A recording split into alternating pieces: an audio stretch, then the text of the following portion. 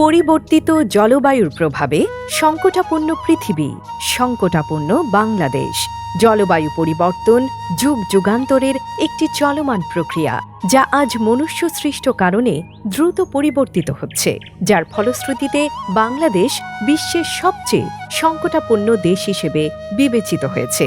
বন্যা, খরা, লবণাক্ততা, অনাবৃষ্টি, অতিবৃষ্টি, জোয়ার ভাটা, পাহাড়ি ঢল, ভূমিক্ষয়, জনসংখ্যার চাপে প্রতিনিয়ত কৃষি জমি কমতে থাকা ও টেকসই মাটি ব্যবস্থাপনার অভাব বাংলাদেশের কৃষির চ্যালেঞ্জের অন্যতম কারণ।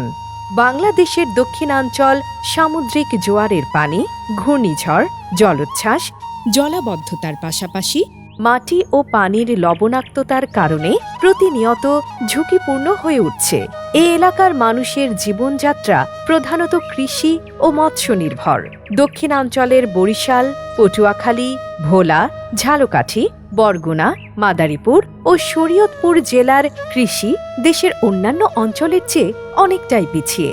সমুদ্রের পানির অনুপ্রবেশ এবং শুষ্ক মৌসুমে মাটির পানি ধারণ ক্ষমতা হ্রাস ও লবণাক্ততা বৃদ্ধিজনিত কারণে ফসলের উপযুক্ত জাত, প্রযুক্তি ও সেচের পানির অভাবে লাভজনকভাবে ফসল উৎপাদন করা কষ্টকর হয়ে পড়ে।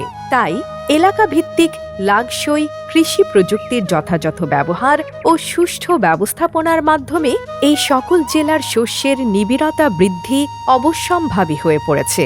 এ লক্ষ্যে কৃষি মন্ত্রণালয়ের আওতাধীন কৃষি সম্প্রসারণ অধিদপ্তর কর্তৃক 2018-19 অর্থবছরের জুলাই মাসে বরিশাল, পটুয়াখালী, ভোলা, ঝালকাঠি, বরগুনা, মাদারীপুর ও শরীয়তপুর কৃষি উন্নয়ন শীর্ষক প্রকল্পটি শুরু হয় এবং 2024-25 অর্থবছরের জুন মাসে শেষ হবে। ঢাকা বিভাগের 2টি ও বরিশাল বিভাগের 5টি, মোট 7টি জেলার 45টি উপজেলার কৃষি উন্নয়নের লক্ষ্যে প্রকল্পটি কাজ করে যাচ্ছে।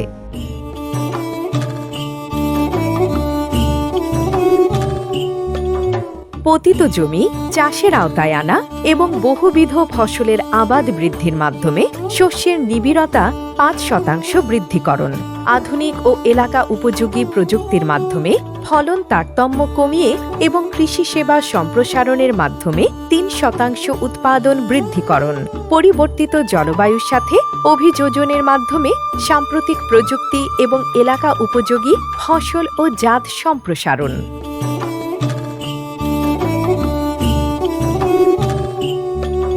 এক বা দুই ফসলি মাঠ নির্বাচন, মাঠ ভিত্তিক শস্য বিন্যাস পরিকল্পনা তৈরি ও প্রদর্শনী বাস্তবায়ন, এলাকা উপযোগী জাত নির্বাচন, অব্যবহৃত বা পতিত জমির সর্বোত্তম ব্যবহারের উদ্বুদ্ধকরণ।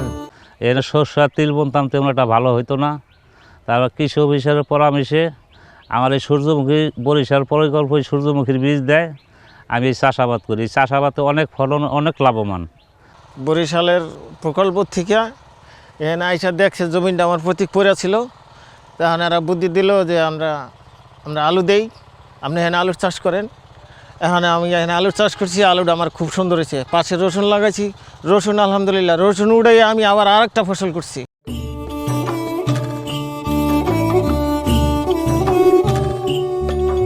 শস্য নিবিড়তা বৃদ্ধির উপর প্রকল্পটি শুরু থেকে প্রত্যক্ষ এবং পরোক্ষভাবে সমানভাবে গুরুত্ব দিয়ে এসেছে।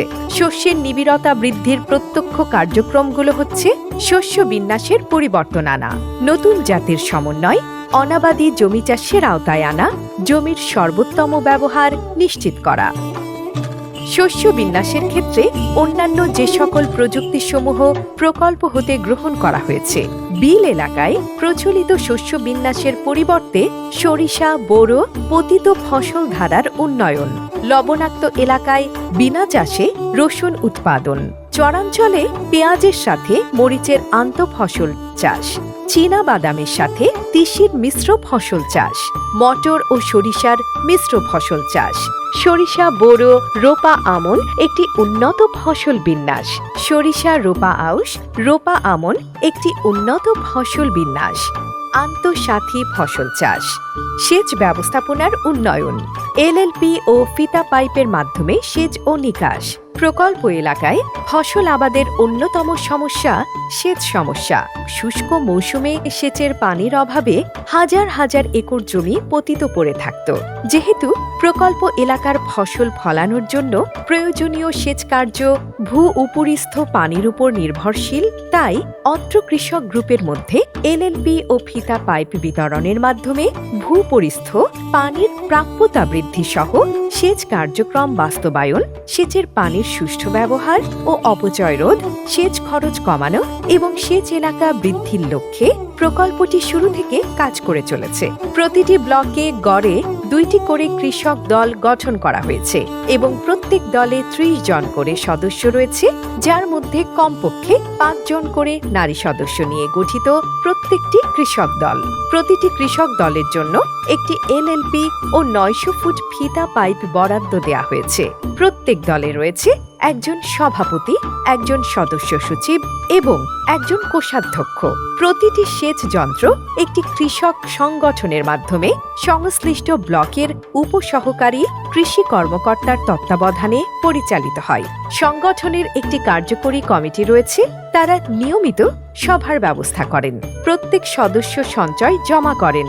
সেচ যন্ত্রটি কৃষক দলের সদস্যরা নিজেদের প্রয়োজনে নিজেদের জমিতে সেচ প্রদান করে থাকে। তবে এর ব্যবহার খরচ, তেল, মোবিল, পরিবহন ইত্যাদি ব্যয় বাবদ ব্যবহারকারী কৃষকগণ ন্যূনতম একটা ভাড়া নির্ধারণ করে বহন করে থাকে এবং সেচ যন্ত্র মেরামত ও আনুষঙ্গিক ব্যয় সদস্যদের সঞ্চিত তহবিল থেকে মেটানো হয়। এছাড়া দলের বাইরে পার্শ্ববর্তী জমিতে সেচ দিয়ে তারা বাড়তি আয় করতে পারে। এলএলপি সেচ যন্ত্র বদলে দিয়েছে এক একটি ব্লকের ফসলের বৈচিত্র্য। যেখানে সেচের পানির অভাবে একটি ফসল ফলানোই কৃষকদের জন্য কষ্টসাধ্য ছিল, সেখানে বিভিন্ন জাতের উচ্চমূল্যের ফসলের চাষাবাদ বৃদ্ধি পেয়েছে। এক ফসলি জমিকে দুই ফসলি জমিকে বহু ফসলি জমিতে রূপান্তর করা সম্ভব হয়েছে। এই জমিতে করতাম হলো পাট ধান, মসুরি, কলাই মসুরি। তাই ওনটায় যে ভালো ভালো জাত যুক্তি পরামর্শ দিয়া এরপর মেশিন, এই যে 7 জেলার আওতায় যে প্রকল্প আছে ওই আওতার মাধ্যমে মেশিন দিছে, সেচ মেশিন দিছে। মনে করি আমরা মেশিনের গতিকে আমরা 2 ফসল হতে জায়গা আমরা 3টা ফসল পাই। আমরা ফসল কিন্তু খুব লাভবান মেশিনের গতিকে, মেশিন না হলে কিন্তু আমরা করতে পারতাম না। আমাদের এই সামনে বড় প্রকল্পের জন্য আমরা আগে কোনো ফসল করতে পারতাম না। এই মেশিন পাওয়াতে আমাদের চাষ হইতেছে এবং এই মেশিন দিয়ে আমরা রসুন, অন্যান্য ফসলের সব জায়গায় আমরা পানি দিতে পারতেছি। আমাদের এই এলাকা আরও মেশিনের প্রয়োজন, তাহলে কোনো এলাকা বাদ থাকবে না, সব জায়গায় আমরা মেশিন দিয়ে কাজ করতে পারবো। এই প্রজেক্টের উদ্যোগে আমি এলপি মেশিন পেয়েছি ও সেচ দেওয়ার জন্য এই নানান সুবিধা দেওয়ার ক্ষেত্রে আমরা এখন চাষিরা ভালো একটা উপকৃত। যেহেতু আমি তরমুজ করতে আছি, এবছর প্রায় 8কানি বইতে আমি তরমুজ দিয়েছি, গেল বছর দিয়েছিলাম 5কানি বইতে। তরমুজে খুব ভালো লাভবান। বিগত কয়েক বছরে আমাদের এই প্রকল্প আসার ফলে এখানে বিভিন্ন ধরনের ফসল এখানে উৎপাদন করা হচ্ছে। বিশেষ করে আমাদের এই তরমুজের সাথে সাথে এখানে আমরা আলু উৎপাদন করছি, পেঁয়াজ, রসুন।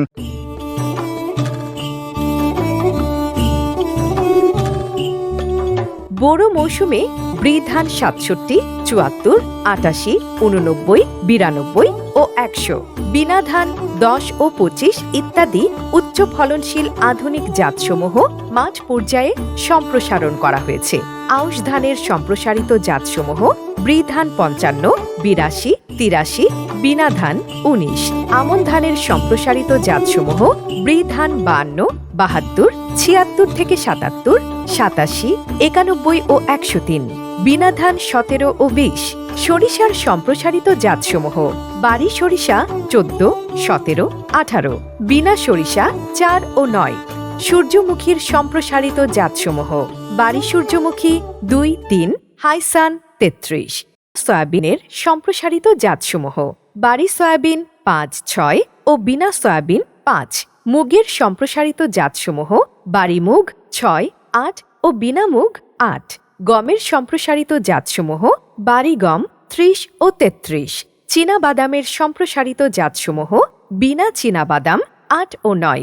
আমরা যে মাঠটিতে আপনারা দেখছেন দাঁড়িয়ে আছি, এখানে হচ্ছে এলএলপি কৃত যে সরবরাহ করা হয়েছিল, সেই এলএলপির মাধ্যমে ফিতা পাইপের মাধ্যমে পানি দেওয়ার কারণে রবি শস্যটি সঠিক সময় হচ্ছে কৃষক ঘরে তুলতে পেরেছে, যার পরপরই আমরা হচ্ছে বোরো ধানটি হচ্ছে মাঠে আবাদের আওতায় এনেছি।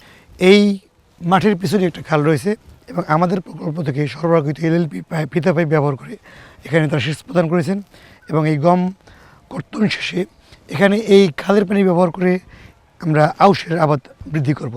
আমাদের প্রকল্পের মূল উদ্দেশ্য পতিত জমি ব্যবহার করা এবং শস্য বিন্যাস পরিবর্তনের মাধ্যমে মূলত যাতে শস্যের নিবিড়তা বৃদ্ধি পায় এটাই। 20টি ফসলের বিভিন্ন জাত উন্নয়ন এবং সম্প্রসারণ নিয়ে বিভিন্ন ধরনের প্রদর্শনীর মাধ্যমে কৃষকদেরকে আপনার বিভিন্ন ধরনের প্রদর্শনী দেওয়া হয়। তাছাড়া এই প্রকল্পের আরেকটি বড় একটি উল্লেখযোগ্য অংশ হলো তারা এলএলপি বিতরণ করছে, যা কিনা এই বরিশাল জেলার জন্য অত্যন্ত কার্যকরী এবং উপযোগী একটি যন্ত্রাংশ। প্রকল্পের উদ্দেশ্য ছিল যে একক এলাকার শস্যের নিবিড়তা বাড়ানো। সেটি বিগত বছরে পটুয়াখালী জেলায় যেখানে 198 ছিল সেটি বেড়ে এই প্রকল্পের কার্যক্রমের ফলে 6 বছরে এসে সেটি 205 অর্থাৎ 7% আমাদের ফসলের নিবিড়তা বেড়েছে।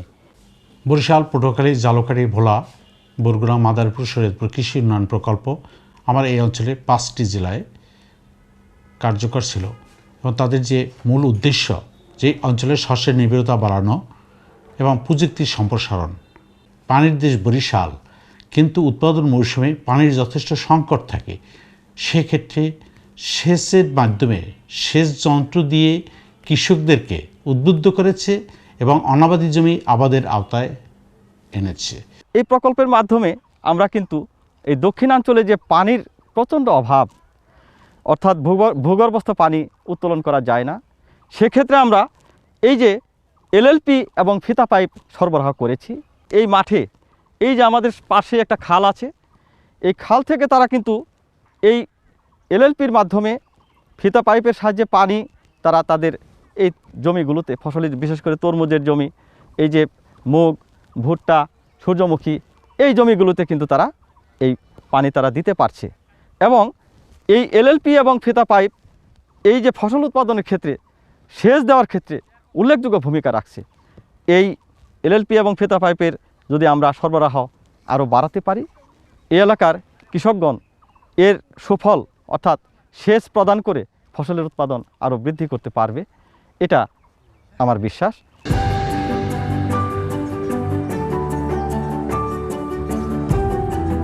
বিদ্যমান প্রকল্পটির কার্যক্রমের মাধ্যমে শস্য নিবিড়তা 5.62% বৃদ্ধি পেয়েছে।